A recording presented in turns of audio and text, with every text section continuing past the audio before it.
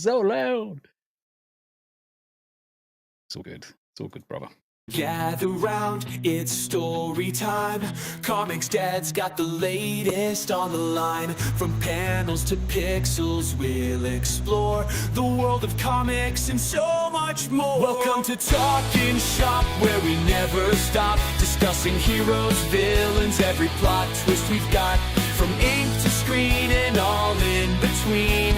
With Comics Dad and friends, it's the scene. We'll dive into pop culture, what's hot, what's not. Entertainment, buzz, the latest plot. Content creation, how we make it pop. Sit back, relax, let's talk shop. Welcome to Talkin Shop, where we never stop discussing heroes, villains, every plot twist we've got. From ink to screen and all in between. With Comics Dad and friends, it's the scene. Whether it's manga, movies, or memes, we've got the insights, the laughs, and the schemes. So join the chat, let's elevate the conversation, don't hesitate. From classics to new, from indie to mainstream, we'll cover it all like a superhero's dream. Maybe we'll stray talk of other things, but comic love is what gives us wings. Welcome to Talkin Shop, where we never stop discussing heroes, villains, every plot twist we've got. From ink to screen and all in between. With Comics Dad and friends, it's the scene. Hey everybody, Comics Dad here. Welcome back to another edition of Talkin Shop. We have a very special guest with us today. But before we get into that, let me just first go over to the chat. Over on YouTube, we've got John Ambler here. Says first, Mwahaha. Shauna, aka Pippin, says hello, Panda Simone Hun. So Panda Simone's here as well. Yeah, like I've said the last couple of streams, for whatever reason, Rumble Studio doesn't like to give me all the YouTube chats right away or in order, or if at all sometimes. But we've got Shauna, we've got Panda Simone, John Ambler, Cassie Soba's here. Says hail chat. Hail Queen Comics Wife. She's not here, Cassie. What the heck? Oh, there she is. Queen Comics Wife said the chat. Hi, Queen Comics Wife. And somebody in the no, okay, that was just for me. Never mind. But and anybody over on Rumble that's watching, hanging out, thank you so much for watching as well. I know pretty much most of you all in the comics crew are over on YouTube, but we're expanding. We're trying to reach as many people as we can. But without further ado, let's get to our guest. Our guest here is very, very adept and knowledgeable in the ways of streaming and streaming software and many things British as well. For those of you who are not familiar with his channel, he does a lot of great stuff. Gaming streams. He, like Mrs. Comics and I, do our show that we talk together. He has a show where he and his lovely wife talk about whatever's going on with their chat. He also has his own shows where he talks to people that come on, has panel conversations. He's been on a bunch of people's streams lately. But he is a tech guru, a streaming guru, a content creation guru. He's a big proponent of highlighting small creators like myself, which is how I connected with this fine gentleman. But without further ado, I give you, ladies and gentlemen, the Real Tombi. Everybody clap, here we go!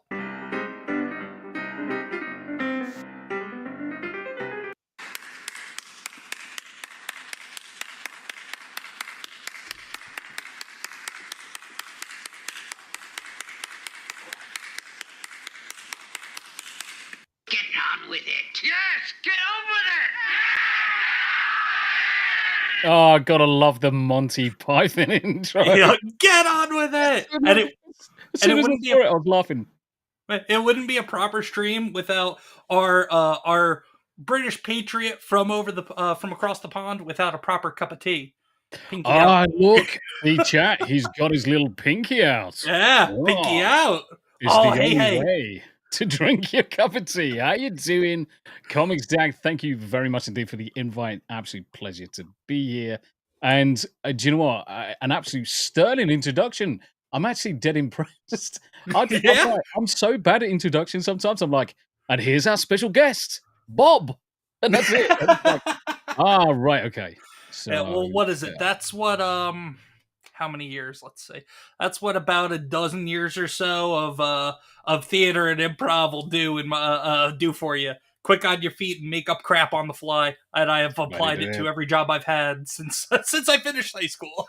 Mate, it's keeping you going. Do you know what? You've got a Thundercats.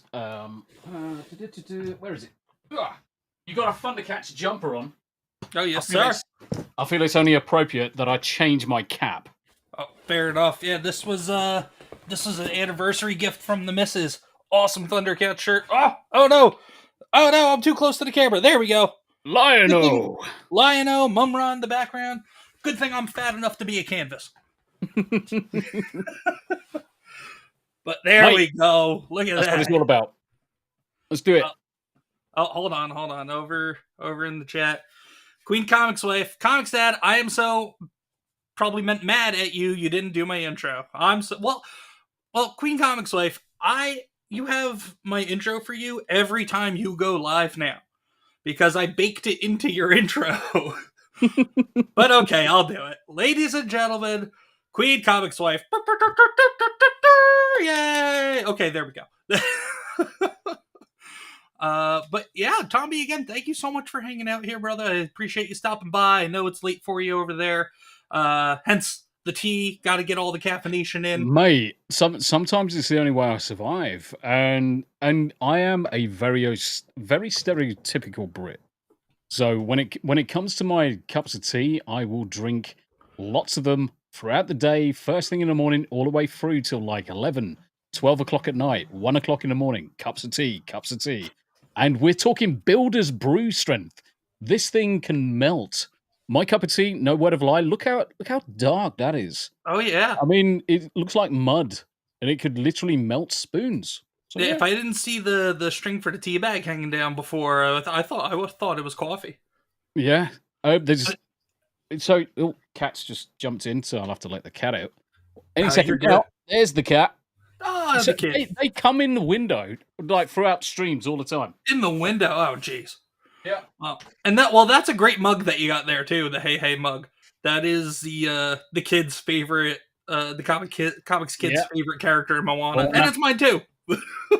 I've got so many good mugs. So many good mugs. I'm a great proponent. Obviously, I'm a great proponent of shouting out the small streamers, small creators. And one of the things I love to do is when the creators start their merch stores, usually one of the things that they always create are mugs. And I've got so many mugs from so many different creators now. It's untrue.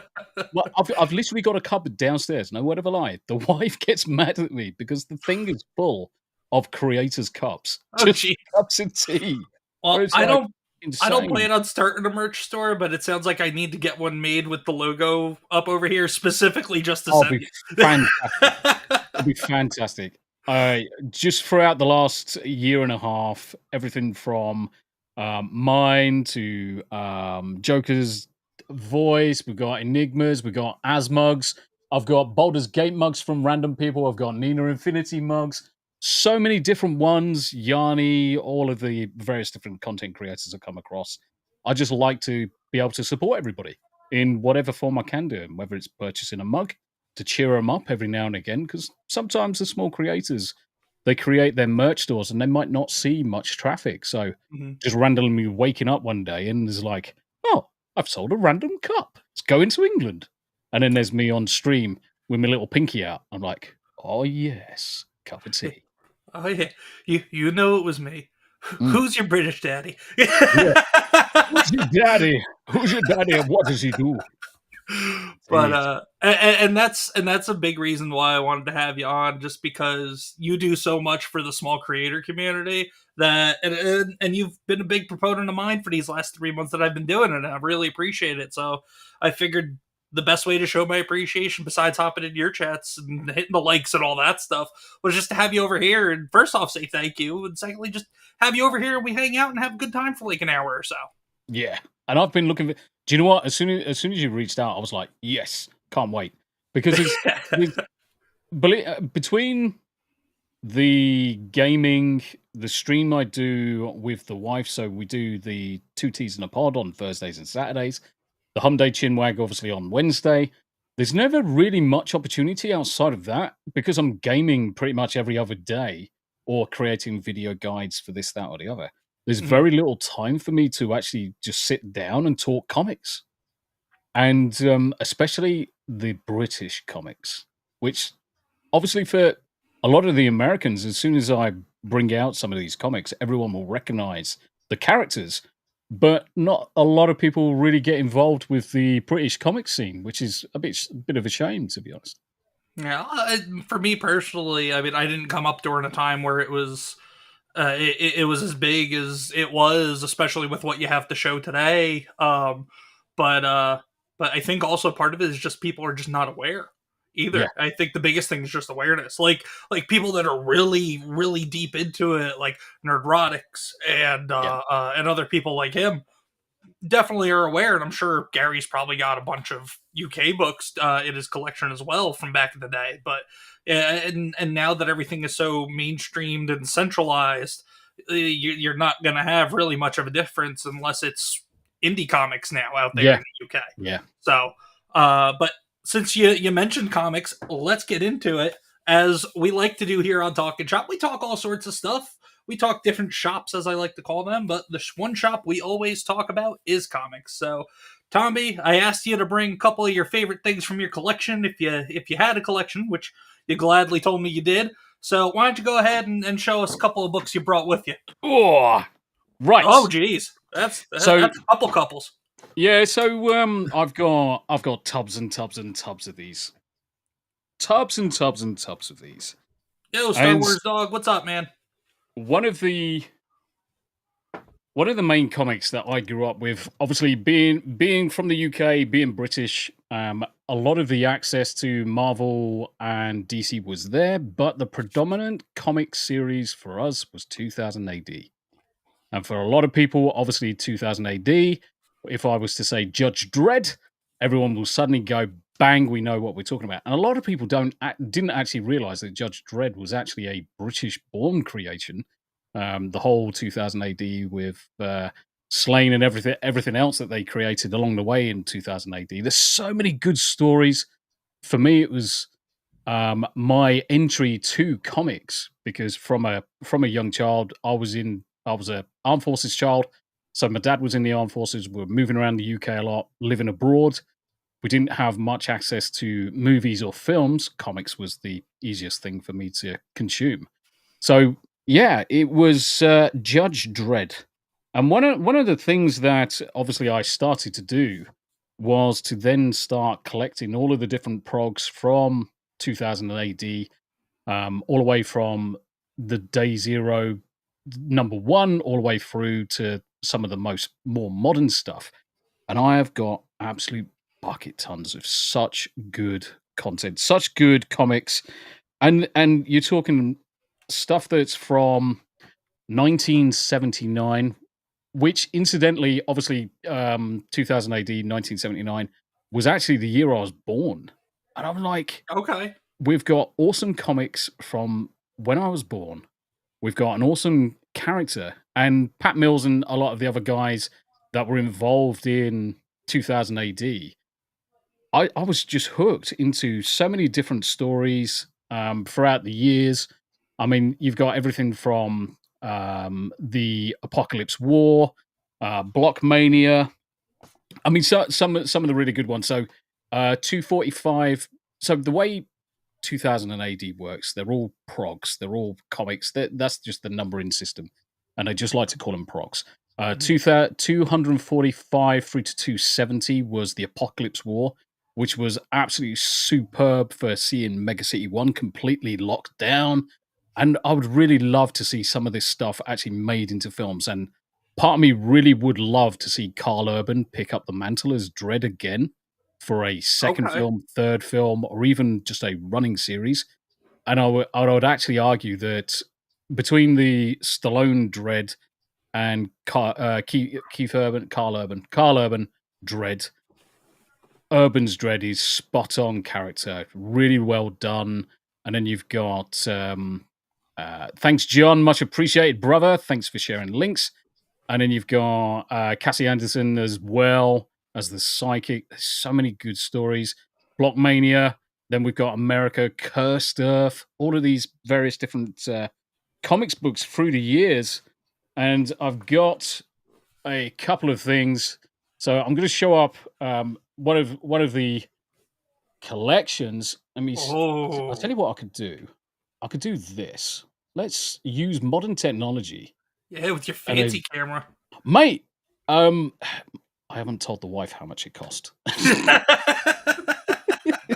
Never just say, yes, I need it for work. I need it for work, my love.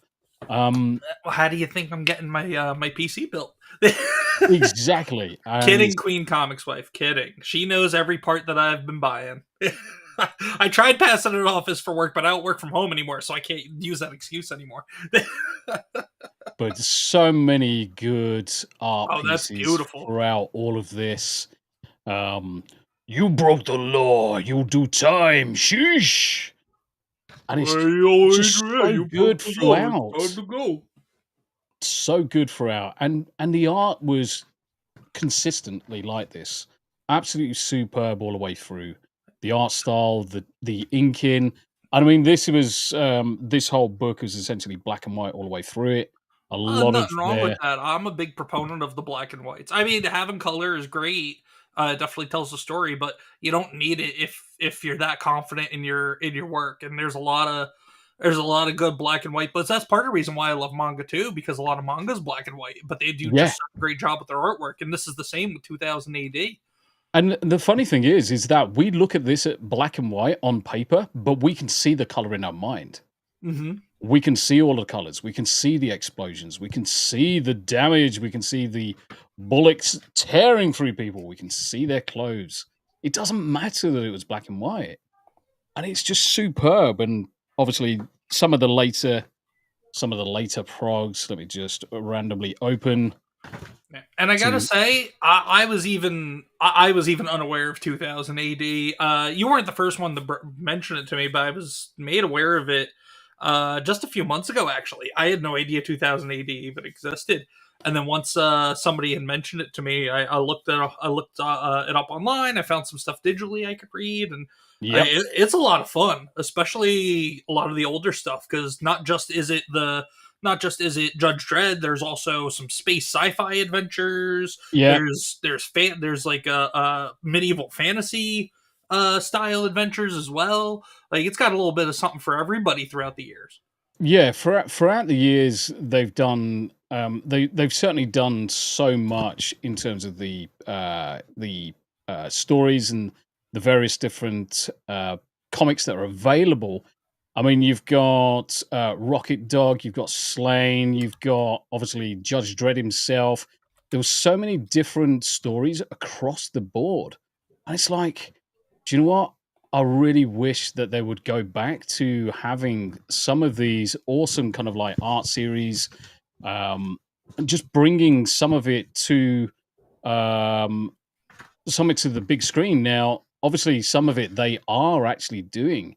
So there's some noticeable cartoons that are currently being created at the minute. We will obviously bring those up at the right time. But yeah, it's just 2000 AD for me was where I had obviously hung the effort in terms of staying on top of things. Oh yeah. Nemesis the Warlock, Charlie's War. There's just so much good things. Now, obviously, Pat Mills was a big proponent of the let me zoom back out so you don't have to see my face too much. I just want to count every single hair. That's all I want to do. This camera's amazing. It is, man. It is. And then we've got all of the caps on the wall. I do collect. Oh, there you go. Okay. I do have my America cap over there. I was gonna say, now that I know you collect caps, I gotta when you're out here in the States next month, I gotta see what I could hook you up with. Oh, amazing. So yeah, Pat Mills obviously heavily involved with the creation of 2000 AD Judge Dredd, and I actually had the pleasure of being on an interview with him. So For those that don't know, Lance over at the Outcast Creatives, he's a actor, director, creative personality. He's got his own YouTube channel. I'll stick the details into chat so they can be copied across. But Lance has obviously been doing interviews with leading figures in the industry for absolutely years. And obviously, myself and Lance, we bumped into each other completely by chance at the Friday Night Tights meetup in London. Oh, Um, really? so Lance is one of the mods for Critical Drinker, and he was looking after Drinker's queue, making sure that everybody was behaving themselves. And we were sat basically right next to where Critical Drinker was, Gary was, and a few of the others. And Lance was popping across and just generally having a chinwag. And that's how myself and Lance got introduced. He found out that I love my comics, and specifically 2000 AD.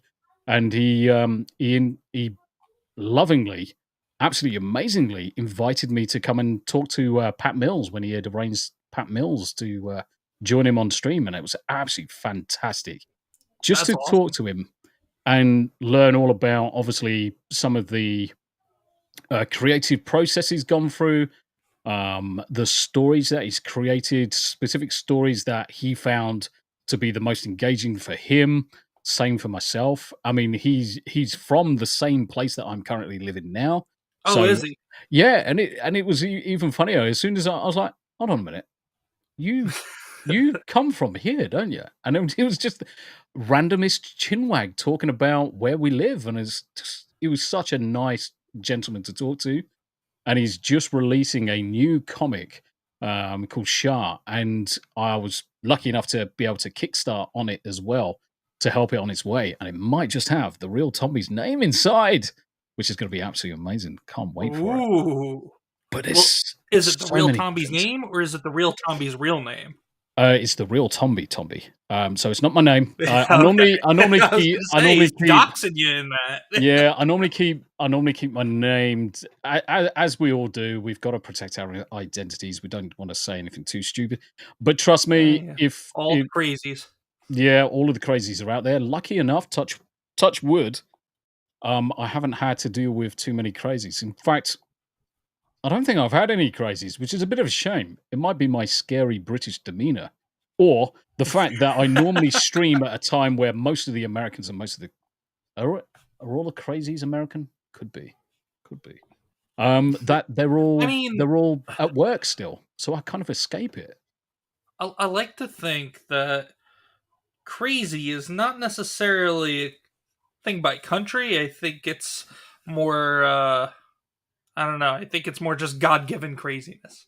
God wants to, the good Lord himself just wanted to sprinkle the world with a little bit of excitement here and there. So you get a bit of crazy. You get a bit of crazy. What's her name? Sonny Hostin of The View. You get a whole shit ton of crazy. You almost just made me spit my fucking tea out, you bastard. I was like, fucking, as soon as you said The View, I was like, fuck, gotta swallow it. I can't spit out tea. I'm a swallower, not a spitter. I God mean, damn it. well, first off, good on you. You don't want to waste anything that you put in your mouth there. But Need we I say don't know, man. watch that? I'd make an exception if you spit out the tea. I mean, I am enjoying this cup. I need a cup. I need to get my cup of Joe when we're done here. Oh, Yeah, that's I mean, beautiful. look at the cover art. I mean, it's absolutely superb. Just trying to get it so it's not so reflective. No, It's- it looks fine the way you're holding it. It's superb when you start looking into some of the later ones where you got almost everything is now colorized across the board. It's just absolutely superb, and the stories were engaging as well. I mean, certainly there's been a couple of stories through the years that have been a bit mad as toast, but generally the stories have always been engaging, and it's always been this situation where I can't wait till the next comic comes out. When is the next comic? And we're racing down to the newsagents as kids. Absolutely racing down to the newsagents, making sure that we're getting the next prog. I mean, this one's prog 1107, so it's not any of the oldest. But certainly, just the style of them all.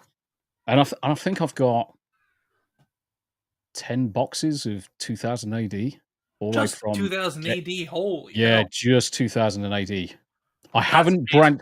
because I'm too tizzoned. When I start collecting things, I like to make sure I'm complete.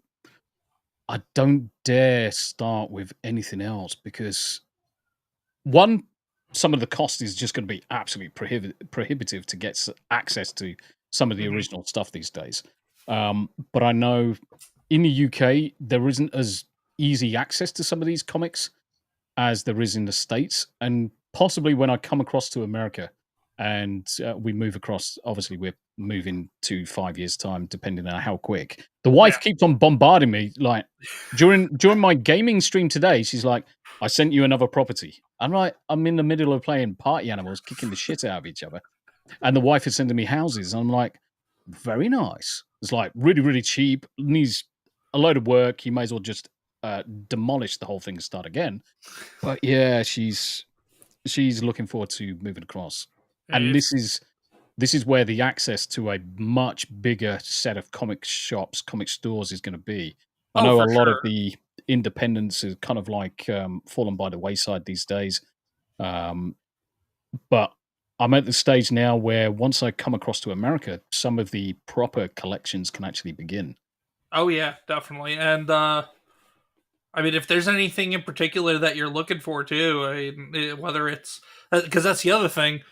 If once you guys get over here, you've got all these other creators that I know you're going to be meeting up with while you guys are visiting over here next month, and I think because I think you guys are looking in Tennessee, right? Yes. Mostly, Yeah. and I know there's some creators around there that live in the area too. So like, being over here, you'll not just have access to more comic shops just in a driving distance to you, but you'll have access to a network of people that can then go, oh hey, I'm gonna go over to this comic shop. I can not, or I can ship it to you, or I can mail it to you without having to pay like triple the price of the actual book just to send it overseas to you. Yeah. It's going to be interesting. It's going to be interesting. I mean, I've always said to the wife, I always want a much bigger space in order to show off collections and things like that. Mhm. I'm currently in what is essentially the spare bedroom, so is I could I could probably stretch out far and just tippy fingers get to both walls.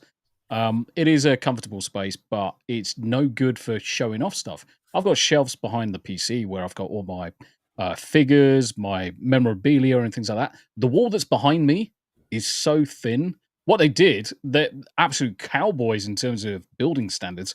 They just got 3 sheets of plasterboard and stuck them together. So very, I can't remember.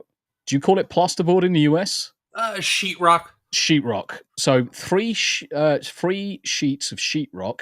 They basically just screwed them together. That's your wall. Jeez. So it's not going to hold up to me putting a hell of a lot of weight on it. And the only brick wall in here is that wall.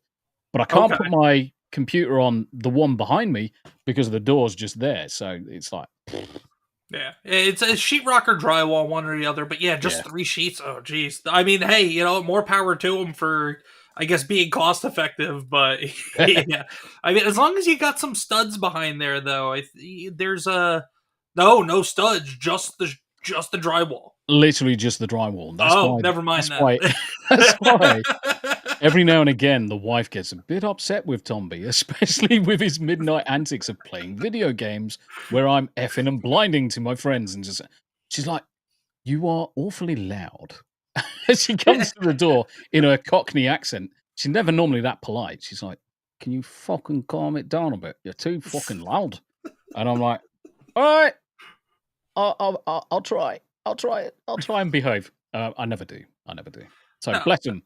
bless Come all the across, wives out there for dealing with yeah, all of our husband shenanigans. for dealing with all our shenanigans. And you know what? Shenanigans is exactly right.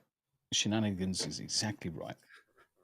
But so this is I mean, did you besides 2000 AD like is pretty much your entire collection? Yeah, pretty much. Not, and I'm not knocking. I just wanted to ask because usually I like to give people an opportunity to show a couple of different things. You Mhm. showed a couple of 2000 AD books, and those look amazing. So anybody that can, by the way, I'm sure you could probably find them on eBay or Yeah. somewhere. Yeah. Also, you could probably find some just digital scans if you just want to read them. But you guys all out there know that I'm a big proponent of physical instead of digital, especially when it comes to comics. But for these specifically, I'll make an exception to you guys. Go out there, check out 2000 AD, whatever issues you can find, and all sorts of stories in there. Beautiful artwork, decades of fantastic stories. But this is the part where now you've done you've shown me mine. I will now show me, or wait, no, was it you show me yours? I'll show you mine. Yeah, I screwed that Yeah. phrase up. Holy hell! It's as if you're my time and I'm your time. But you have shown me yours. I will show you mine. And I don't have anything nearly as cool as the 2000 AD books, but I am going to start with a little Hanna-Barbera's Hong Kong Phooey. If anybody knows what that is out there. Hong Kong Phooey. I watched as a child quite religiously. Oh yeah. So Hannah. Well, we always used to call it just Hannah Bananas, to be honest, because we could never bloody pronounce it as young children. Used to be one of the cartoons was regular on the armed forces, kind of like when you're deployed in the armed forces UK, especially when you're overseas. What the BBC does as part of its world service is records TV programs, cartoons, and sends you the VHSs. Oh, mate. Just like from the cartoon, he's in the file cabinet, he hops out, gets in the Phooey mobile. Mate, it's beautiful. I mean, it's a little beat up. It's well read. Somebody loved it a lot. It's got some water stains on it, but I mean, I got it pretty cheap, but I found it, and I've never seen a Hong Kong Phooey anything. I didn't even realize that there was a comic book for Hong Kong Phooey. Exactly, and I saw it at a. I think it was at a convention. I saw it, and somebody was just selling it. I think it was like $10. I say, you know what, $10 for Hong Kong Phooey, done deal. Done. Absolutely. But I've also got just a couple of more modern things. I've got the comics crew knows, I love my Spider-Man. So I've got Amazing Spider-Man. What is this? 354. So this one features Nova, obviously Spider-Man, the Night Thrasher, for anybody who knows who that is, and then also in this book as well, the Moon Knight appears as well. So you've got and the Punisher. So you've got like a pretty darn good team up in this one issue.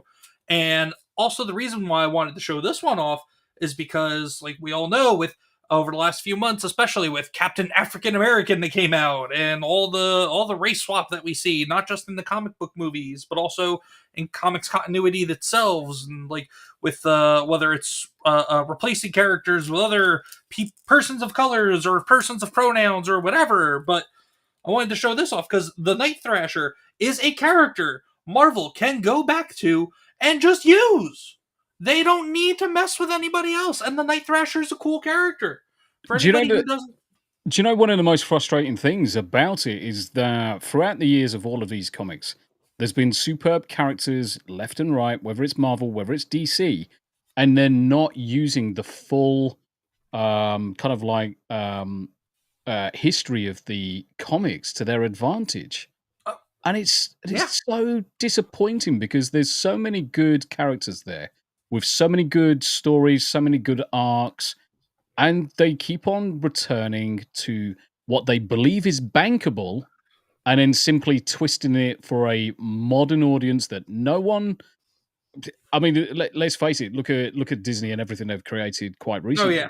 It's for an audience that doesn't exist, targeted to a demographic that don't care.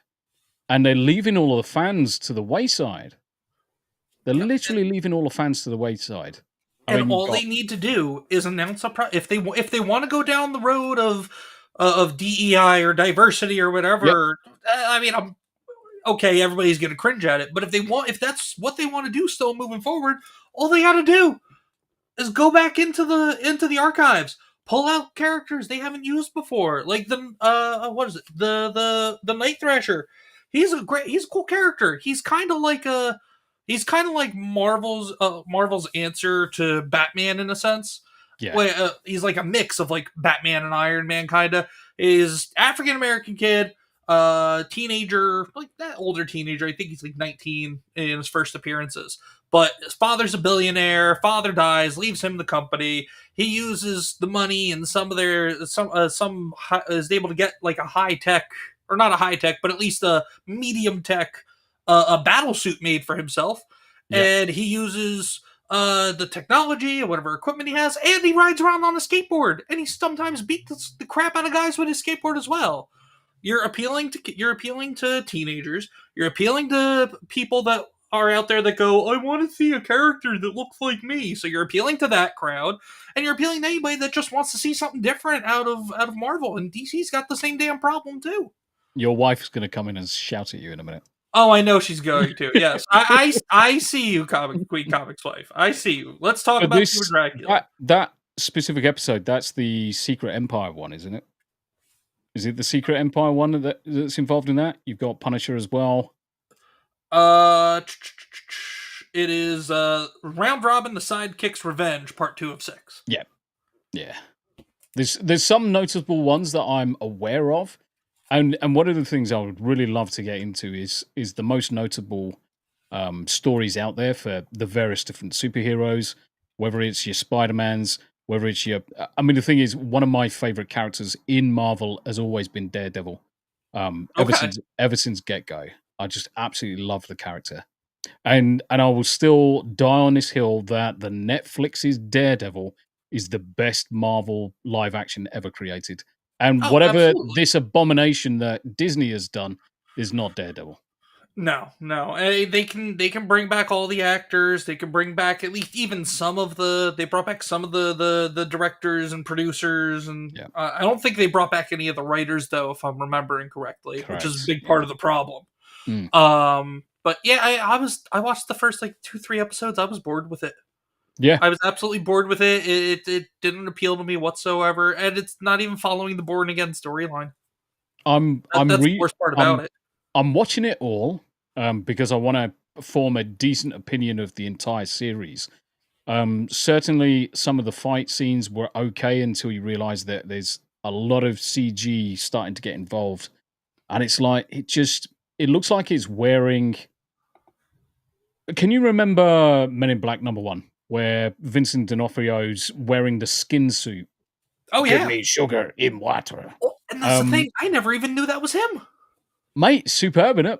And yeah. The thing is, this Daredevil feels like Daredevil in a skin suit, and there's just something really corrupt and not quite right underneath it. It's the best analogy I can put to it. That's actually the best analogy you could probably put to it. Yeah. It's well, first off, too much time went by from Netflix from when it was on Netflix to when they decided to finally shoot it and put it on Disney Plus and everything. That's first and foremost. I think it's been damn near a decade, if not close to it, since the original Netflix series aired. So that's your first problem.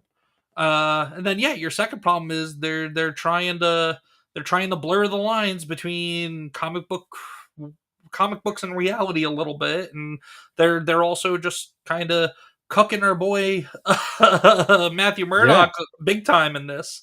I mean, and they do take inspiration from some of the Daredevil comics from back in the day, but then they shouldn't have named it Born Again, though, if they're not going to follow the Born Again storyline.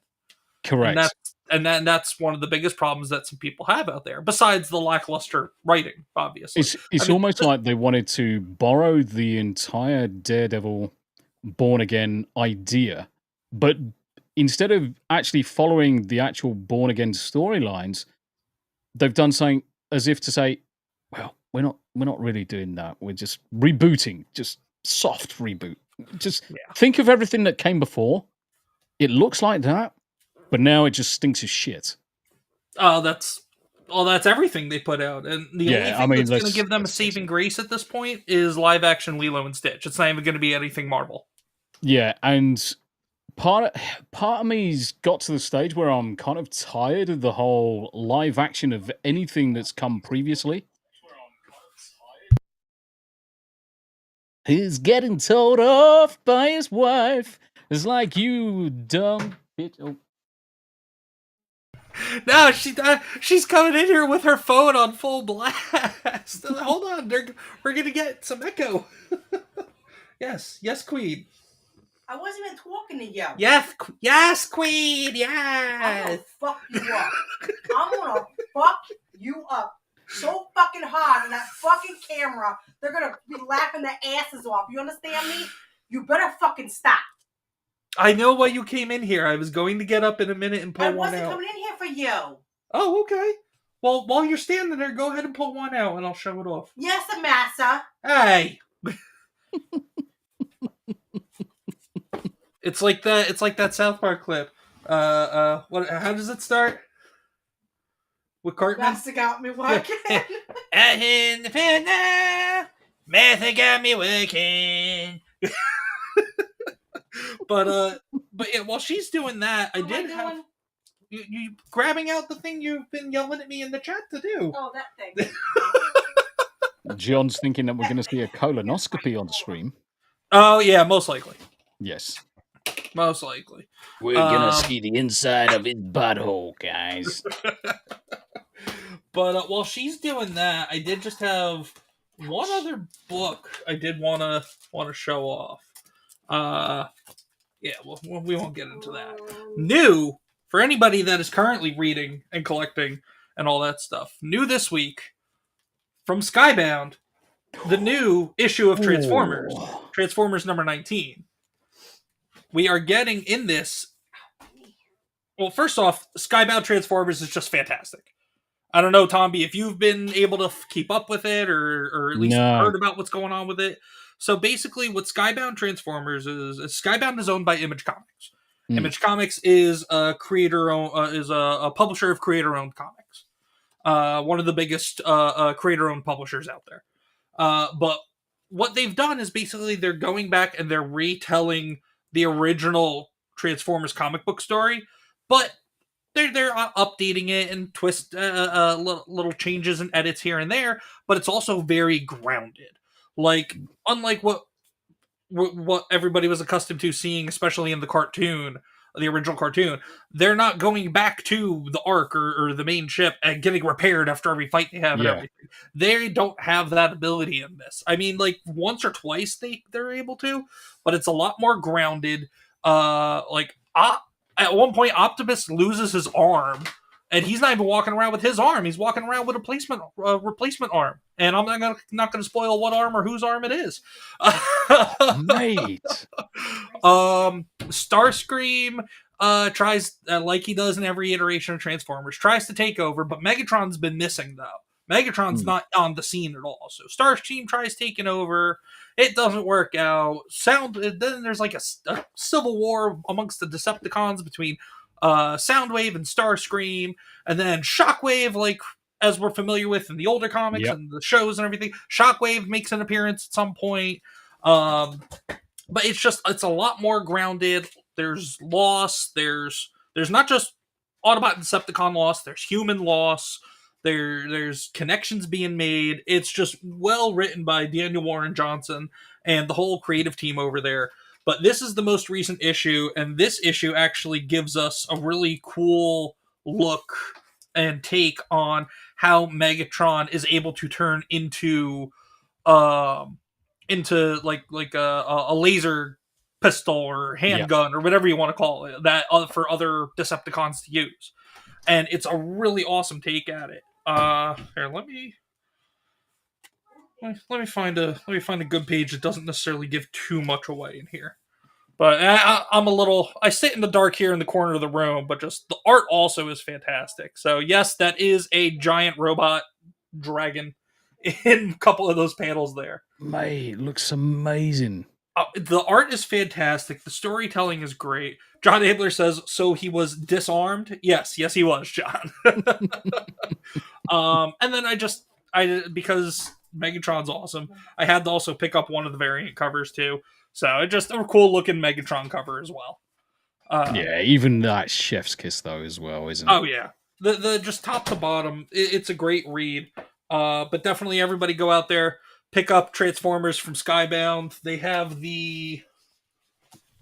trade paperbacks available too, so if you can't find the single issues, the trade paperbacks, 1 through 6. The second one's out too. That's 7 through 12. The third one's coming out, I think, in a couple of months. So definitely go check out Transformers Skybound. But be careful. I will be careful. Now that I've wasted enough time on Transformers, the last thing I do have to share is from Mrs. Comics, or I'm sorry, she goes by Queen Comics Wife now. Her private collection. She is a big fan of horror and classic movie monsters and all that stuff. So she has been collecting the original Tomb of Dracula run by Marvel for the last few years. Out of 70 issues, she has 68 of them. She is only missing the 2 big ones. Issue number 1, and then issue number 10, which is the first appearance of Blade in Marvel Comics. Those are the only 2 she's missing. This is my favorite issue. This is her favorite one. This is Tomb of Dracula number 18, where Dracula fights Werewolf by Night. And I believe this is the first appearance of Werewolf by Night, isn't it? Yes. So I'm not going to take it out of the bag and board because she'll kill me. But it's Tomb of Dracula is awesome. I've been reading it digitally because I don't want her hitting me or dismembering me and never finding the body or divorcing me because I ruined her collection. I'm just looking at I'm looking at comic number 1 right now. For Tomb of Dracula. Yeah. Oh yeah. Yeah, it was a cool story back in the day when they wrote it. I think 77 was when they first put it out. Yeah, I know it's still a cool story. But I mean, they need, and see, that's just another example.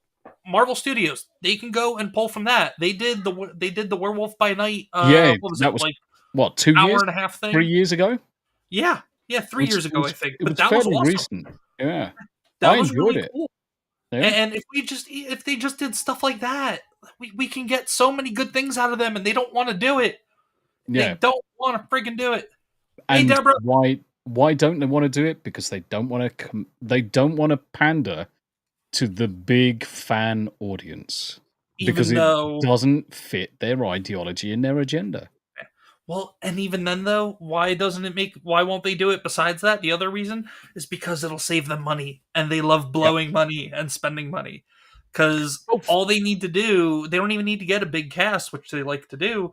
They could do it like Werewolf by Night. Werewolf by Night, I think, cost them, I think maybe $50 million at tops to do. I'd be surprised even if it was that much. I'd be surprised if it was more than 30, to be honest. Yeah, I think it was like between 50 and 60, which it was about as long as a feature-length movie. Maybe a little bit shorter, but I mean, and that was great. All they got to do is take like a $40 million budget. They could do a great Tomb of Dracula movie. But think about it this way. Think of their $300 million budget for a stereotypical top-of-the-range film, all singing, all dancing. Now split that into 10 chunks and get as much value out of that 30 million per chunk in stuff like this. They would be golden. They would have plenty of content. They would make more money back by doing it easily. Yeah. Well, they would get people onto the platforms. And the other part of the problem is too that it's been made known over the last few months that the activists over at Marvel Comics are now just writing things and putting things out that, at least in terms of the primary storylines, that it's just all it is a think tank for Marvel Studios for making more TV shows and movies. And it's all crap. So we know what we're going to be getting out of them moving forward. Yeah, it's all going to be crap unless they do Ultimate Spider-Man, which Ultimate Spider-Man right now is the greatest thing that they've done in almost a decade. Yeah, and most of it is what's coming out of these writing think tanks is how to piss off the most people. Mm-hmm. That's it. And it's almost like they're deliberately doing it across the board. And it's not just Marvel, it's not just Disney, but across the board in so many different IPs, so many different areas. Yeah. They're just choosing deliberately to not have any form of fan service.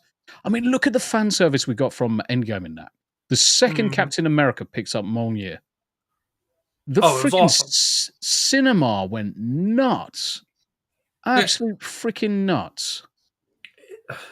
I mean, I'm not a huge Cap or Thor fan, but I even like almost wanted to jump up out of my seat because also they spent four Avengers movies building up to that point, teasing it. and it we was knew it it was was coming. great because the We knew writing it was was so coming. good. Yeah. But And then it just fell off a cliff. yeah, Absolutely fell off a cliff. and the problem with the movies is the same problem with the comics, like we were saying. The best example I have of it is Amazing Spider-Man. They just this week just released issue number 1 of a new volume. Partially because the last volume was so bad. It was for the majority of the volume, it was written by a writer named Zeb Wells. Zeb Wells cucked Peter Parker so badly and screwed him over so badly, Yeah. and introduced some soy boy asshole that like stole Mary Jane from him when Mary Jane was stuck in like a dimension world for 3 years, and like fake children that didn't really exist or something. Then she got powers and became Jackpot, and like it's just I stopped reading after about issue 30. It was I think an 80 issue volume. But I bring that up because after about I think 60 issues, Joe Kelly, who is very well known in the comic book community, great, pretty not my favorite writer, but he does good work. He always has done good work. He came up and finished it, and it was kind of more of the same. And that kind of made sense because of just what the groundwork that was already laid for 2/3 of the or 3/4 of the run. But he is actually writing this new volume, and it's boring. It's not really inspiring. I mean, it was only 1 issue, but like you think you at least want to start off with a bang. Yeah. But it's just I don't know if I don't even know if Joe Kelly can save Amazing Spider-Man at this point. Well, let me rephrase that. I don't know if Joe Kelly even cares about writing good stories anymore. Let me put it that way. That's probably more accurate now. He's had his career. He's getting paid by Marvel. He's writing Amazing Spider-Man. I mean, plenty of people have written Amazing Spider-Man over the years, but he's like the guy moving forward for Amazing Spider-Man. He's got his bag, and he's just gonna probably phone it in because. And he's not even necessarily the biggest problem. The biggest problem is the editor there. The editor for Amazing Spider-Man has made it public that he does not want to see Peter and MJ back together. He does not want to see Peter have a happy ending. That is not what he wants to see from his Amazing Spider-Man. And until Marvel Comics gets smart and decides to fire him as the editor, we're going to get more of the same for the most part. We are. Like they have the blueprints. That's the problem. Yeah. Ultimate Spider-Man is amazing. Ultimate Spider-Man is 15 issues in. It's a separate universe, but Peter's in his 30s. He and MJ are married with kids. He's doing the Spider-Man stuff, but he's grounded in being a family man as well, and a lot of people want to see that for Peter Parker. So Queen Comics is asking me to do an American accent and try a Jersey version. Now the problem is, if we were talking about the UK, and someone said, "Can you speak like a Liverpudlian or someone from Manchester, someone from Birmingham, Yorkshire?" I know what it sounds like, so I would have to hear a Jersey accent first in order to properly replicate it. I don't know if you heard it earlier when she was in here or not, but I did hear the twang. Yeah, that was it. I did hear the twang. I'll tell you what I'll do. A lot of elongated vowels. He wants to hear one? Turn your phone down at least if you're going to come in and go on a Jersey rant. No, if he wants to hear one, I'll let him hear one. There you go. You heard it. What words do you want to hear? Anything you say are the words that we'll hear. Dog, cat, salt, pepper. Bagel. Pepper. How you going? How you doing?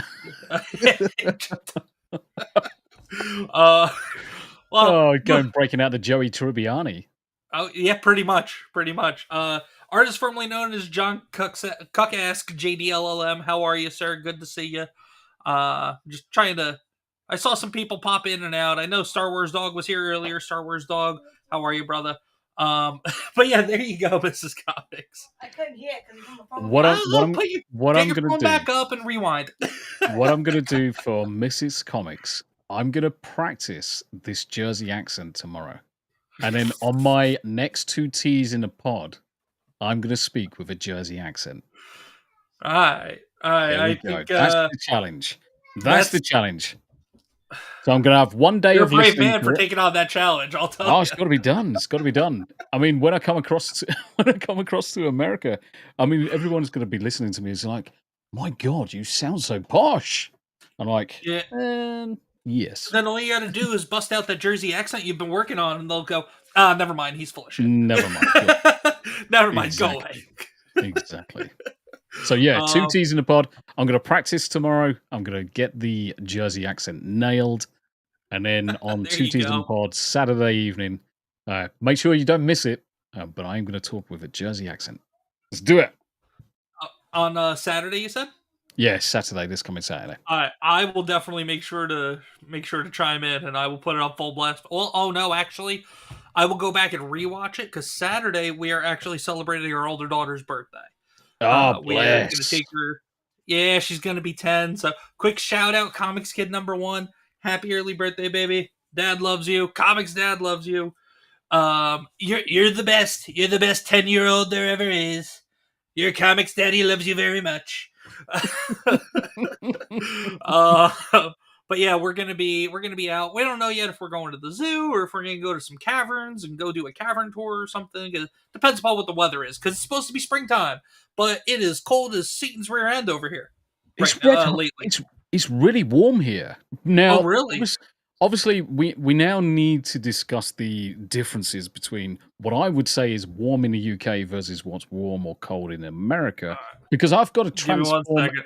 everything to freedom units. Fahrenheit to Celsius. I'm already getting it up to freedom temperature.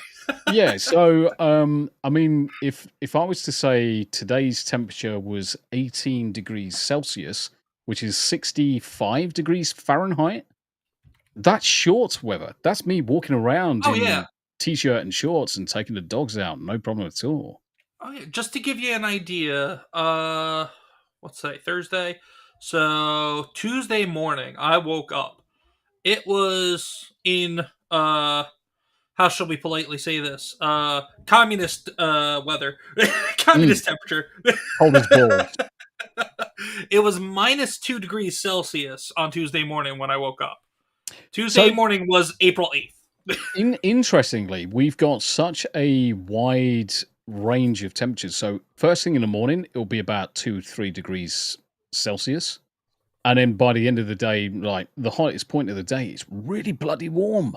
Yeah. It's supposed to be red hot this weekend, and it's just not normal weather for us. Normally we've got snow and all sorts of other stuff, but we haven't had snow in years. Where we're going this weekend for the birthday stuff, it's supposed to be between in terms of Celsius, it's supposed to be between, I think, 0 and 4 degrees Celsius. Yeah. With like a 70% chance of rain, and we'll be halfway through the month of April. Yeah. It's ridiculous. I don't understand what's going on. Colder than a snowman's frosty bits. Yeah, global warming my ass. That's all I'll say. Yeah, it's a figment of everybody's imagination. Panda Simone says it's 13 Celsius here in Canada, and I call it a nice mild day. Yeah, that doesn't sound too bad. That's what? That's 55 degrees. Maybe a little nippy, but overall it's not. But the thing is, you've got 13 degrees centigrade or Celsius, depends on which way you want to say it. As long as you're active in that temperature, it's completely fine. If you're walking around, doing a bit of exercise, going for a hike, playing sports, whatever, that's perfect temperature. If you're just sat there, I'm sorry, Tombi. I'm getting off screen. I'm getting like hand gestures and all sorts of things. I'm trying to be sign language to from the side. Okay, cool. Thank you. Perfect. All that just to be told, hey, the kids are getting showers. Oh, bless them. Yeah, got to freshen up. Gotta have clean kids. Yeah. But so while we talked a lot about comics, actually, we've been going for an hour about comics. So the other thing I do like to do here on this show, Talkin' Shop, is not just talk comics and whatever else we have time for, but primarily the two things I like to discuss are comics and also our guests. So Tombi, if you don't mind, go ahead and just kind of give us an idea in terms of at least how you started doing what you're doing with having your YouTube channel, your Rumble channel, your X, and kind of how that naturally started and then where it went from there. Oh, dear me, crikey. Where do we begin? Right. So probably the easiest place to start is once upon a time watching Friday Night Tights. In fact, it was way before Friday Night Tights. So obviously, most people will probably know heel versus babyface. I started watching as during the early days when he was playing World of Warcraft, and that's how I came across the likes of Asmongold, Swifty, and a load of the other S-Fan, loads of different content creators. And I was hooked on this idea that I could watch someone playing video games that I was playing video games, playing World of Warcraft. I've been playing it since 2004. Haven't stopped yet. And I was watching and there was an opportunity arose. So Az's brother popped up to help him sort out some of his collections. So we're talking early 2023 now. And Mr. Porkchop, who's Az's brother, was actually just starting his own streaming, basically, career, his own streaming journey. And he was in the process of having a PC built. And he was having issues getting the PC built, having issues getting online and doing all sorts of other stuff. So I just randomly jumped into his chat and said, if you want me to literally drive down, obviously doxing and other stuff involved, if you want me to drive down, I will build the PC. I will get everything configured. I'll get it sorted. You wouldn't need to pay for anything. I would sort out my own travel. Because he lives a couple of hours away, so it's not like it's just literally just around the corner. And I took the opportunity. He said, "Yep, fine." We went down. We had a good conversation. I built his PC, got him up and running in terms of his streaming, and his kind of like his content creation careers kicked off since there. And it was probably 2-3 months later. I'm thinking, hold on a minute. I'm playing video games every day. I can talk the hind legs off a dozen donkeys. Why don't I create a Tombi channel? And at that point in time, the cogs started going. I went through the whole process of spending a month or so on all of my art and avatars and getting all that sorted because I like to do a lot of the digital art myself. So I constructed all of that stuff, got basically the persona sorted for the Real Tombi. Now, the name Tombliboos comes from a cartoon that the youngest son and the eldest grandson used to watch called In the Night Garden. And there's a particular set of characters called the Tombliboos. And it was one of my main names in World of Warcraft, so it kind of stuck. Created the channels and started playing with, obviously, Mr. Porkchop, and had this really kind of like fortunate situation where I was kind of like stuck in the middle of quite a lot of big content creators. So sorting out playing Conan Exiles, and that's how I bumped into Nina Infinity, the Jane Theories, the Az, Mr. Porkchop, Carolyn over on Rippaverse. Look at you name dropping left and right. Honestly, and this is precisely why I do my Sunday spotlights, because I was exposed at a very early point to a lot of big content creators. And I never look a gift horse in the mouth in terms of it. And when Nina Infinity reaches out and says, "Do you want to play Baldur's Gate 3 with me?" From the start all the way up to the end. X-Ray Girl was playing with us at the beginning, but she dropped out. But myself and Nina had a massive run of 36 episodes spread over basically 3 or 4 months. Oh, geez. That was it. That was me on my way up to the 500 subs and whatever. And Nina was really, really gracious to obviously extend this olive branch. She didn't need to. But extend this olive branch over to myself to play video games. And I was like, I'm an idiot if I don't take advantage of it. From a 1 learning how to stream because I had no idea. I was anxious anytime that I was going to go live. I was like, do I really want to do this? Or what happens if things don't work? How am I going to interact with the chat? But it was almost like a trial by fire for that first 6 months where I was growing very quickly up to the 500 because a lot of the people that used to watch Nina were coming across, people who watched Mr. Porkchop were coming across.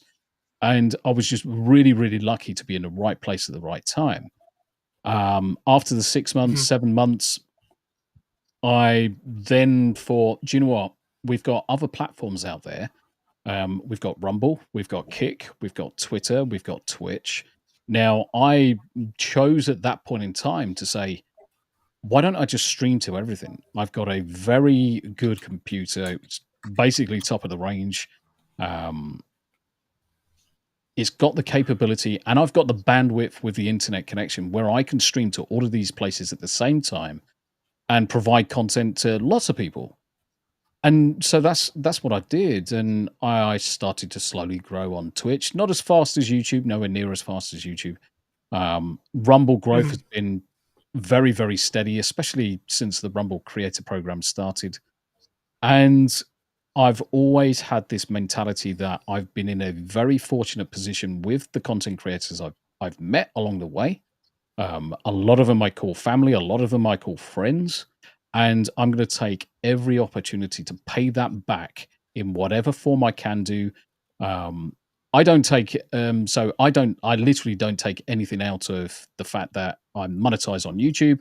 I normally use that to help other people. Is what I've always done.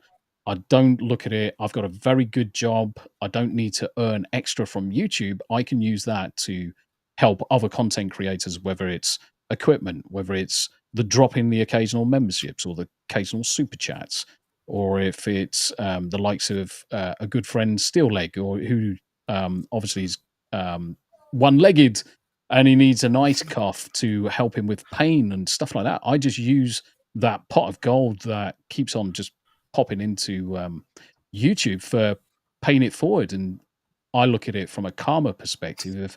If good things are happening to me, I'm gonna pass this across to everybody else. What's up with the camera? Very fuzzy. Yeah. Never use kind of like what you're oil. saying. Yeah. The camera. Well, to kind of what you were talking about, like you have the computer that can do it. I don't. I'm running off of a potato laptop. So as I'm like trying to pull up different things and changing windows and stuff, the camera might get, and even then the camera I think was like $20 off Amazon. Camera gets a little fuzzy, or like it'll just cut out like before the screen went black because I was closing a window. Like, yep. Oh man, we'll get around this eventually. That's why I'm collecting parts to build the PC. But no, I wanted to pull that up real quick. But yeah, I mean, that's great that you have that kind of pay it forward mentality. Yeah. I don't see it often enough. To be honest, I don't see it often. And whilst it is kind of like self-promoting in a way, that I'm taking time out of the diary every Sunday or Mondays, Fridays to create guides to help other streamers get online. Oh yeah. I don't look at it from I want to expand myself. I want to help as many different people as I can do. One, to start streaming, to help other people get on that career path of just earning a couple of extra quid. I mean, it could be £1, it could be $1, but times are tight across the board for lots of people. I'm fortunate that I'm not in that position, but it doesn't mean that I sit back on my laurels and let other people suffer. If I can help anybody in any shape or form, that's what I've always been about. And even the wife will say, and most of the chat that come across me will know me from, if you've got a technical problem or if you need hand with anything, just give Tombi a shout. I get random questions left, right, and center from across the board, whether it's content creators, up and coming content creators. Can you help me with this? Can you help me with that? I mean, I've even reached out to you. I've reached out to you a couple of times just in this last month. Just with wanting to get Rumble started and everything. Which, speaking of Rumble doesn't want to unpin this comment I have pinned. I mean, it's a great comment. Is so cool, Tombi. Tombi is so cool. Yarny's in chat as well. Yarny. Oh, Yarny's in chat. Hey, Yarny. Yeah. Good to see you. Well, since I can't pin it, I'll just read it. Tombi's an absolute gem, but don't tell him I said that. Well, too late. Cat's out of the bag. But yeah, so I guess we'll just leave this up because Rumble Studio wants to leave this comment pinned because they know what's up. They know what's up with Tombi. So it's almost like the whole window's frozen because I can't interact with anything now. Oh, really? Yeah, I can't interact with anything. The invite, so down the bottom of my screen, it's got like the invite participants is just stuck in the middle of the screen, just doing nothing. Oh, jeez.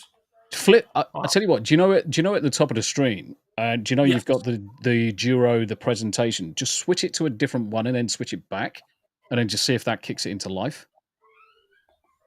Let's go. You've even frozen. Awesome. Now you're back. I also am a master of being very, very still. For as big as I am, I always said I could be the next Chris Farley in Beverly Hills Ninja. I could be Beverly Hills Ninja reboot.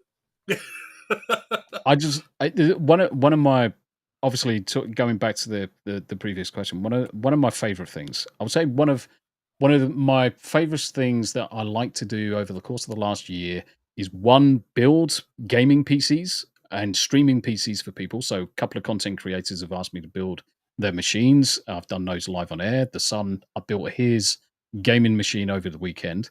But one of the things that I love to do is set people on their way with streaming. I had Cinevere contact me out of the blue last week, and I basically had about an hour's notice to create a complete OBS profile, get her all up and running. And yeah, she was gaming that day. She was gaming and streaming that day live. Oh, jeez. With video games. I just love to do it. Give me a challenge. And Yanni will say it. The problem is someone gives me a challenge, the cogs start going, and I can't focus on anything else. It's like someone's just set me a challenge. I've got to do it. Well, the current challenge I have for you is just literally nothing Rumble Studio wants to work right now. Weird, isn't it? It's weird. It's almost like the whole thing's just locked off. I even tried clicking off the graphic up over here, and it won't even get rid of that. So no, who knows? Maybe we'll be doing a 24-hour stream if we end and it just wants to not end. Let's do it. 24-hour stream. Let's go. Tism done. I don't know about you. I need sleep, but no, because I want to. Oh, that sucks. Because I do want to bring up the. Oh wait, I have to start. There we go. Okay, because I did have one thing at the very least I did want to share, but once you're done with going through your just kind of where you've gotten to now. Yeah. So I mean, your story is just it's humble beginnings, and it's that pay it forward mentality, and it's part of the reason why I appreciate you. I mean, a lot of the pay it forward mentality came because of the armed forces. So I joined the armed forces myself at the age of 18, joined the Royal Marines, transferred across to the Royal Navy later on in my career to do mine warfare and mine disposal. Spent a lot of time in the Gulf, so Gulf War II, clearing waterways. Ended up getting injured to the point where I had to have fairly serious surgery, and it left me with permanent nerve damage and spinal injuries. And oh, geez, yeah, it took me 2 years to learn how to use this arm again. And ever since then, whilst so I suffer from a condition called CRPS, which is complex regional pain syndrome, which means I'm basically in pain constantly. Now, yes, I'm in pain all of the time, and sometimes it feels like literally someone has poured gasoline all over my both my arms and my spine and set it alight. I was in a much better condition than a lot of the other guys that were on the same C-130 when I was coming back. A lot of them lost limbs and all sorts of other stuff. So I counted my blessings at that point in time. And when I was able to get back to work normally, which was 3 years after the injury, at that point in time, this whole belief in karma, I've been given a second opportunity to carry on in life. let's do absolutely everything I can do to make sure that if there's anyone out there who I can help in any shape or form, then that's what I'm going to do. So come to streaming, and it just became very, very easy for me to find other people that I could help, whether it was a little bit of financial help, whether it's guidance, whether it was creating OBS profiles and overlays and guides on how to do this, that, and the other. It's just become a natural thing, and I was very lucky that I'm in this position, and the YouTube channel has grown considerably because of the video guides, even to the point They're where incredibly helpful too. Like you're a godsend for all small creators out there that are getting into streaming and everything. I find myself going back and even rewatching a couple that I've seen before. So those are amazing, and just and with everything that you've been through, I mean, you truly are both. And I said it last time last show too. We had Eric Hodson on who yeah, went through Eric, his own share of things as well. Between you and Eric, like I mean, both you guys are both inspirations to myself and to a lot of other people out there, and masters of your own crafts. Him with doing the comic book art, and you just being out here doing your guides, doing your videos, and being you and being awesome and propping up the little guy creators. And like, you I've were been very fortunate to be in on an art stream with Eric, and my good God, the speed at which he can create content. So Dreaming with Tabitha had a art stream, and it was all about drawing dragons and all sorts of other stuff. So there's me going absolutely balls deep with drawing this dragon, and he had knocked together such an awesome comic created dragon, a picture of Tabitha. It was just superb. But Eric's such a good content creator. He's an awesome chap. I'd love to just have a good old chin wag over a beer with him and just pick his brains over all sorts of stuff. But absolute phenomenal content creator, and who's sure. overcome, who's had quite a rough deal. Quite a rough deal, and he's still going. He's still going. Bless his heart. Well, and the only reason why I even brought up Eric as a comparison, just because like back to back, I've had people out here that are just between you and him. Both you guys have had your raw end of the stick, but yet you found a way to kind of push forward and do your things, and it's and neither one of you are even in it for the glory. You're just doing what you felt like you were called to do, which for Eric was his art, and you're doing your content creation, and you're helping other people as well, and you guys are both just like I said, inspirational stories, and you get both stand-up guys. And like I said, I know I appreciate everything that you do for the community, Tombi, and I know there's a lot of people out there as well that do it, even if maybe sometimes people are a little too proud to say so, but I'm not. Thank you so much, Tombi. It's massively appreciated. And Rumble Studios still Rumble acting like Studios it's mentally challenged. Yes, so I think I'm going to be moving on from Mobile Studio after this tonight, like we were talking about before the stream started. But I do have some things in here in the chat that, although I can't flash them up on the screen, we're going to hit them. Artist formerly known as John Cookask JDLLM asked, were you in Bosnia? I wasn't in Bosnia. So when I was out in the Gulf, obviously I was mostly doing mine disposal waterways. So we were actually physically on small ships doing surface, subsurface, and seabed mine disposal. I've done Basra. So done Basra. So spent some time in Basra, but never had to do Bosnia. Never had to do Afghanistan. Dadman Walking 55 is here. Says, "Hail Comics Dad and Tombi." Hey, Dadman, how are you, sir? Dadman, it's good to see you, brother. Yeah, I'm so happy to see you here. You and I could never seem to catch each other when each other's live. So thank you so much for dropping by. The artist formerly known as John Cooksack, StreamYard. No, don't go to StreamYard. Yeah, I was getting to that one. I'm not going to go to StreamYard. No, I was doing StreamYard because I mean it was free for what I was doing. Yeah. But now that I also have kind of went over to the Rumble as well, StreamYard's off the table at this point. Artist formerly known, because you got to pay for that. Yep. The free version, you can only stream to one platform. If you want to do multi-streaming, you got to pay, and I think the base is $45 a month, and I ain't paying $45 a month to stream. I'm not doing it. Yeah, and because obviously when StreamYard increased their prices, because I was on the $40 a month tier, they then doubled the price without really providing much of an improvement in what you were getting for that $80 odd dollars. I jumped across for EV Mux at that point.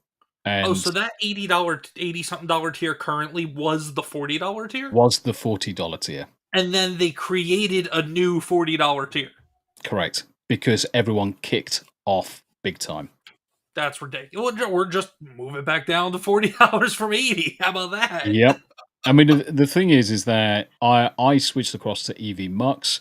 The free tier on EV Mux allows you to have up to 12 people on a stream. Okay. Up to 12 people on a stream. You can multi-stream to 2 different destinations, 1080p, no problem at all.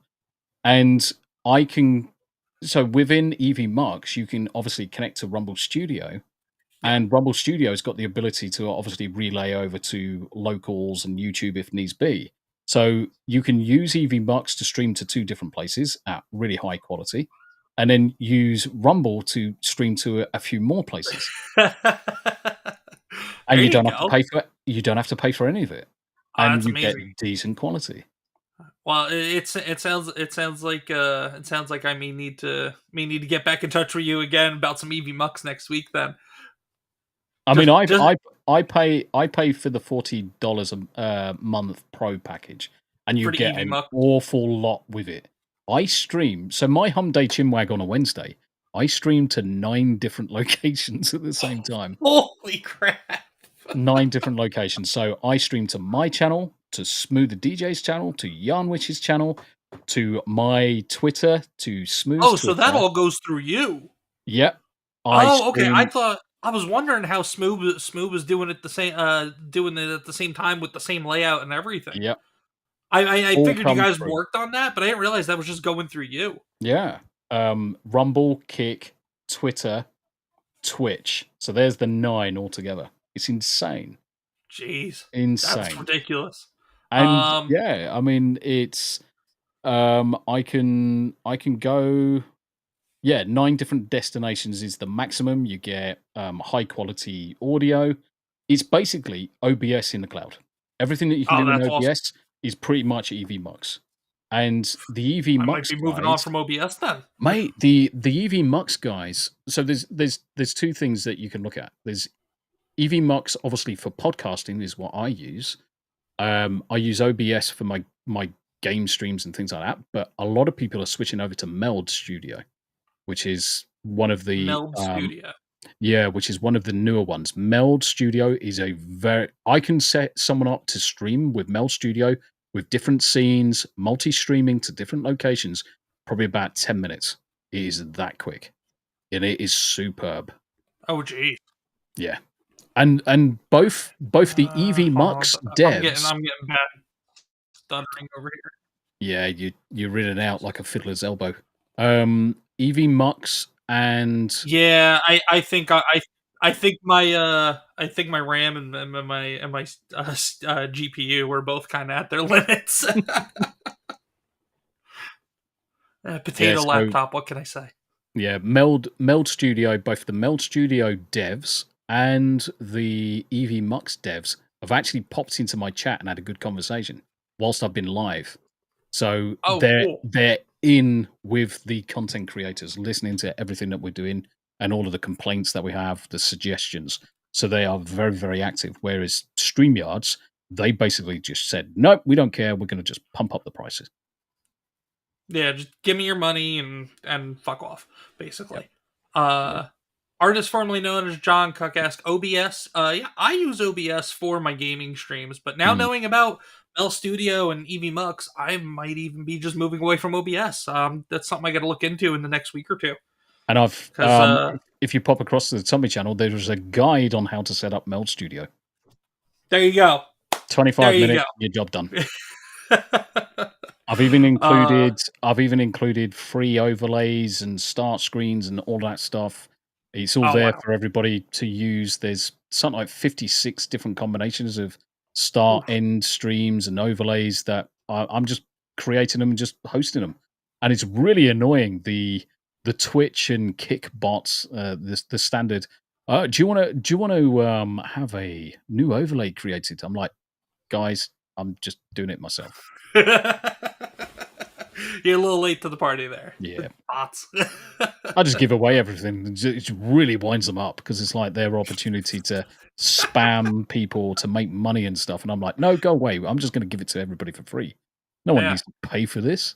You're having a No. laugh. Oh, yeah, you are out here doing the content creator Lord's work. Not the Lord, but the content creator Lord. Yeah, I did want to just because I did put it in the title. I did want to just go over like a couple of things I saw on X, but Rumble Studios being a dickhead right now, so we're not going to do that. But I wanted to pull up, especially at least with this freaking Minecraft movie from over the weekend. All these kids going and just freaking out, especially over the chicken jockey, I wonder the if chicken jockey line. I wonder if I can share anything. Right. Let's see if I can chicken jockey trend. Yeah, I had one pulled up. Apparently, there were these two kids that brought a freaking chicken into the theater. I was, I mean, we don't need to watch it, but it was just something to just kind of have going on in the background while we talked about it. But Yeah. And I guess that you can't click that.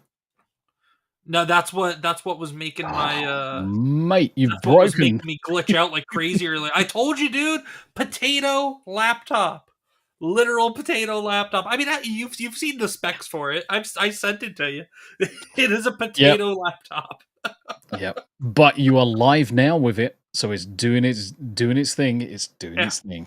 It's just barely cooking. I've found that I can get a few, maybe good 2-3 hours of consistent, especially when I'm looking at videos and have other stuff like Rumble Studio up or OBS open or so. I can get a good like maybe 3 hours out of it or so. But kind of I guess it kind of hit its limit about halfway through this stream so far.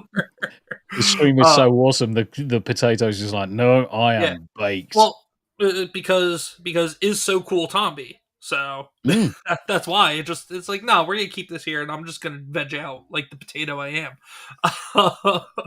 But no, I kind of just wanted to pick your brain on just because I don't get it. With this whole Minecraft movie, it looked like from everything I saw, it looked like it was god awful. But apparently, these teenagers are out here, and people are saying it's part of meme culture, and like I'm a meme connoisseur. I love a good meme, but I don't It's get not this one. it's not part of meme culture. It's become part of meme culture, but it wasn't formally. Now, what this is so you've got the chicken jockey, which is essentially it's a zombie. Zombies in Minecraft only come out at night, and there's a very slim chance that one of these zombies is going to be a baby. And if one spawns close enough to where a chicken is, it can spawn on top of the chicken, and hence you've got the chicken jockey. Okay, so it's an actual thing in Minecraft. It's a rare as rocking horse thing in Minecraft, and you're talking is like 0.5% chance at night that this will ever happen. So it's really, really rare. So for this to it's happen, a big deal in game when it happens. So yeah, so therefore they're all freaking out. They saw it on screen. Okay, yeah. So it's kind of like it harks back to fan service with Marvel and Captain America picking up Thor's hammer. This is what they believe is. There's quite a few things mentioned throughout the Minecraft film, and Chicken Jockey is just one of those which just leans into the whole fan service, and that's what they're going mad over. And I don't blame them. I mean, if you want to ground your film, when I first saw I haven't watched the film. I haven't been to the cinema to watch it. But when I first saw the trailer, I was like, "Really? This looks so shit." There is absolutely zero chance I'm going to go to the cinema to watch it. I'll watch it when Captain Jack gets hold of it, and I can watch it that way. But it's not something I'm going to go out of my way to go and watch and go and review. But now I'm intrigued if Chicken Jockey's in it, how many other in-game jokes that we know from the Minecraft universe that are in it? So I wasn't a massive Minecraft player. I probably played it a few times with Mr. Porkchop. I am most of the guys on my channel all know that I also run game servers. Part of one of the things that I like to do for the members of the Tombi community is run up as many different game servers as I can do. So whether you're into your Minecraft, whether you're into your DayZ, whether you're into 7 Days to Die, all of these different servers, I host them and then allow people to play on them if you've got a Tombi membership kind of thing. Oh, cool. And Minecraft is one of the games that's been running for God knows how many years now. It must be at least 3 years. I'm quite surprised the server hasn't exploded, but it keeps on going. Keeps on going. One of those games that I was never able to get, even when it first came out. What we're going on, 15 years of Minecraft, I think. Even when it came out, like I could not get behind it. And my older one, she loves it, but she doesn't do like all the crazy stuff. She just likes doing the casual mode or creative mode, whatever. Creative, she just likes going around and building stuff. She doesn't deal with like the zombies and the creepers and all that stuff, which I'm surprised I even know the term creeper. But it's one of those things, especially seeing these kids, like especially the one clip where they're getting up and they're throwing the popcorn in the air. The two kids are jockeying on top of each other, and they brought a freaking chicken into the theater, like I said before, an actual freaking chicken. Yep. Obviously they got kicked out, but like for it to be such a big deal that the kids decided to bring a chicken into the theater. I mean, I shake my head at it, but now that you've sat here and kind of explained to me the significance of it, okay, yeah. I mean, if I was into it, yeah, maybe I'd be excited enough to bring some either chicken or other related fowl to the theater. I can understand the joke. I just don't think I would go that far to actually follow through with it. Yeah, but grabbing a chicken and they're kids. At the end of the day, we all did. Freaking Jesus Christ, yeah, shit in death. We were worse. Without a shadow of a doubt, we were worse as kids. Some of the things we got up with. Artist, I just wanted to answer Artist's question. You should set up an old school bulletin board system. They are nostalgia bait. Do you know what? That's actually a really good idea. That is a really good idea. Man, it is. There you go. Oh, mate, imagine an old school bulletin board system to basically, it's what was Discord. Let's face it, it's the way we used to communicate. Yeah. We used to talk all the time, share stuff on bulletin boards. Used to be able to send files across bulletin boards, look at stuff together on bulletin boards. It was great. The simple times. I mean, honestly, I wouldn't mind just if there was like one dedicated one to a specific community, like your community, for setting one up, or if just for example, maybe like the Nerdrotic community put one up or whatever. Just kind of have a little variety, because also Discord sometimes, especially when there's servers that have roles involved and then various permissions and this and that, and especially if you got a server that has like 50 channels in it. Hard to keep track of everything. You don't know what you have permissions to view and not view, and chat in, not chat in. You got to spend an hour just clicking through the large servers like that. Yeah, maybe an old school bulletin board system is what we need for some communities like that. Yeah, just de-escalate the clutter. To be honest, for sure. John Handler said that's clucked up.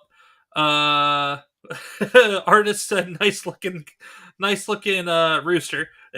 Yarn Witch, that poor chicken. Yeah, the chicken stuff was a bit much, but I mean it's funny to see on the internet, but I can only imagine being there now. The kids, they huge overreaction for a temporary laugh, but I just never got it, and I figured because you primarily started as a gaming channel, you would have had some kind of insight to it. So I figured who better to ask than somebody that runs a gaming channel. Exactly. But yeah, Tombi, I just want to thank you so much for again stopping by, sir. I appreciate it. This has been a great time. It's been a great chinwag, as you say. Exactly. It's been a good chinwag. I've got my orders. I've got to produce a Jersey accent for Saturday, so that's definitely going to be on the agenda. Yep. So definitely looking forward to doing that. I'm almost tempted not to tell the wife I'm on that mission. Just every now and again, I'm just going to break into a Jersey accent, and she'll be like, "Why are you talking like that?" Oh, no reason, no reason. If Just you want, I could send you some voice recordings too, so you could practice. oh yes, I'll just sit yes. here and I'll record her, and then I'll just send it to you. Oh, especially just do something wrong and get her to shout at you a lot. That'd be Oh, amazing. you heard it before, yeah. Yeah, that'd be amazing. Any little thing. Comics, Dad? What's going on? What the hell is wrong with you? You She's make gonna your own come in damn and slap ya. coffee.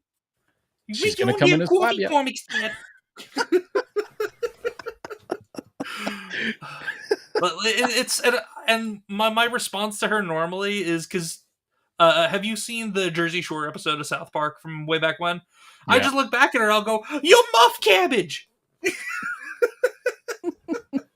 and I'll just start screaming muff cabbage at her for like 2 minutes. Oh, muff cabbage. What a thing to imagine. Oh, The what a muff turn of cabbage. phrase that was. Gee. Oh.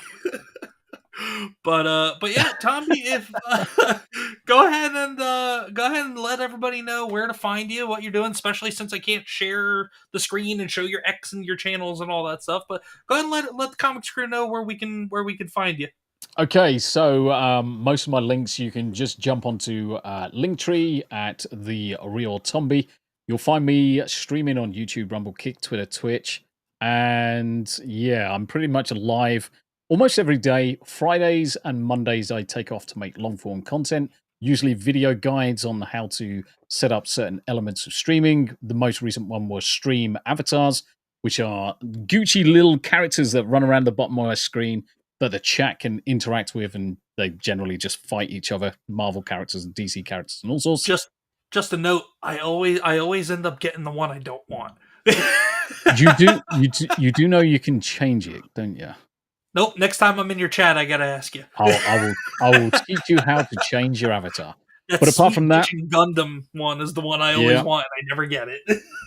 but apart from that, so on Saturday you'll get 2 T's in the pod in the early afternoon is the podcast I do with the lovely wife, followed by some gaming streams, and then straight after in the evening, 10 o'clock UK time, which is about 5 o'clock. 5 Eastern. 5 Eastern Standard Time. We'll be doing Anime After Dark. We'll be watching the next couple of rounds of animes, something we do each week. We actually do the watch party on Hyperbeam, which is a new application I'm just testing out. It allows everybody to come in and join us, watch exactly the same screen that everybody else is watching, and we get to chat and talk all of things anime. Sunday, small creators stream with the Sunday Spotlight. Definitely pop in for that one, where we pop across and look at all of the up-and-coming streamers, revisit some of the old streamers that we know and love. We get them shouted out and try and boost their numbers and do a little bit of a jiggy up with them. Followed by Final Fantasy XIV in the evening with Smoother DJ and Mirden. And that is pretty much the same every week. Tuesday, we do a Team Play Tuesday with Marvel Rivals. Everyone's more than welcome to come and join us on the Hump Day Chinwag, which is the main podcast I do on Wednesdays with Smoother DJ. We do Yanni. Yanni's in chat. Lots of different people on the panel. So yeah, come and find us. If you've got any issues tech-wise, or you want any guidance on anything, just drop me a DM on Twitter, drop me a DM in Discord. Always happy to help people. Just come and find me, guys. Come and have a chinwag. And yeah, to Comics Dad, thank you very much indeed, kindly for the invite. It's been an absolute pleasure to talk to you. Looking forward to having a cup of tea in person. And certainly, thank you very much indeed to your amazing chat for making me feel so welcome. It's been fantastic. Of course, the pleasure and the honor is absolutely mine, sir. I appreciate you stopping on by, and who knows, maybe next time we'll be able to do this. I'll have a computer that won't break down when it runs Studio or StreamYard or literally anything other than anything that ran on Flash from 15 years ago. But let's see if Rumble Studio will even let me do the outro. But just in case it doesn't, chat, thank you so much for hanging out with us tonight. Don't forget to go check out Tombi on all of his various places. And also, don't forget to hit like on the. She's here. What? Turn it down. Thank you. Go die, What do you mean, go die? bastard. It's like she forgets I have a mic, and then it'll just echo and echo and echo and echo. I just love the way she comes in and abuses you. It's great. Bye, Oh, yeah. Tombi. It Oh, was yeah. nice having you on the show. Much appreciated, sweetheart. You take care of yourself. I'm sure we'll once you're out here for your trip. That's what, the end of next month. Bring the Correct. tea. Yep. Yeah, we'll like probably the beginning or middle of May. We'll be in touch, and we'll definitely make some plans. You Sounds good. get to meet the whole true comics crew. The chat's the comics crew, but the real comics crew is the core crew, the misses and the comics kiddos. Sounds good, brother. We I'm looking don't go forward to anywhere it. without them. But yeah, as I was saying though, before I got invaded by the Queen, Her Highness. Fucking room, motherfucker. I pay the fucking mortgage. It's my fucking room. We both do, thank you. Bullshit, we both do. Well, there you go. There's some more. There's another template for you to practice for Saturday. got Yes, that's $5 now. That's 5 words. $1 a word, okay. Damn right. That's definitely a box of tea bags. That's a box of tea bags worth right He there. said box of tea bags on him for that, definitely. That's fine. But Oh, and I want to try a biscuit. Tell me to try biscuits, because I've always wanted to see what biscuit tastes like. Yeah. Is biscuits to them or cookies? yes, Yeah, I want to try one. yes. Yeah. God, you're such a tourist. But anybody, or anyway, everybody, thank you so much for watching tonight. Don't forget to hit like on the stream, whether you're on YouTube or over on Rumble. Also, if you haven't done so, please subscribe to the channel, or just double check to make sure you're subscribed. I know lately YouTube's been unsubscribing people from all sorts of channels. We are on the road to 250 subscribers. I think when we started, we were at 236. I know I set the goal for 300 by the end of May, but we got 14 to go just to hit 250. We'll be at that halfway point for the stupid YouTube requirements. But tell everybody you know, tell your neighbors, tell your friends, tell your family, the people you love, the people you hate, your coworkers, other content creators, your multiple personalities. If you have multiple personality disorder, then you have like 15 email addresses. Go tell everybody. Please subscribe to the channel. Let's hit that 250, and then once we hit 300, we'll be getting more content to the channel. I have a couple ideas I'm floating around in my head. Don't know which one I'll commit to just yet. But when we hit 300, we will get a new piece of content to add to the channel. So thank you so much, everybody, for stopping by. Also, remember to be good to yourselves, be good to others, support local comic shops, support independent comic creators, support independent creators like the people that Tombi highlights on his Sunday streams, and you all take care of yourselves. Let's see if this outro is going to work. If it does, this has been Comics Dad and Tombi say, we'll see you later. That is. And no. Okay, it didn't work. Well, my potato laptop is a piece of shit. I love you all. We're out. Take care. It's not even going to let you finish. No, it's not going to let me finish. All right, hold on. Tombi, please entertain the chat. I'm just going to refresh the freaking window. So, here we are. We're live. We are in control. Unfortunately, I haven't got any buttons to press. Bus has left me here with the can. Normally, I just chill out and just generally chat. It's been absolutely fantastic, though, guys. Shauna, good to see you. John, thank you very much indeed. And he's back. He's back. The question is, has he got control now? I hit refresh and I had to sign back into Rumble. So it wasn't even my laptop. It was Rumble being a Rumble. Was it? Oh, so it just kicked you out altogether? Yeah, I had to sign back in. Mental. So, okay, now we can do that. Now, oh, Jesus. Now we can do that. All right, well, again, thank you everybody so much. Tombi, thank you so much, sir. Oh, now I gotta Much go this way appreciated, because I'm brother. on the opposite side. High but thanks so five! much. Oh, shit. It's that way. High five. Yeah! Yeah, bitches. I appreciate you coming to what I affectionately call the shit show. But we'll talk soon, sir. And everybody, you have yourselves a good night. Don't forget to go check out the Queen Comics Wife channel. Subscribe to her if you haven't done so.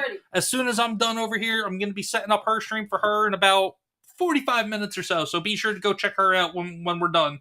But thank you again, everybody. You all take care. Tombi, you stay classy, sir, with that classy accent. Peace out.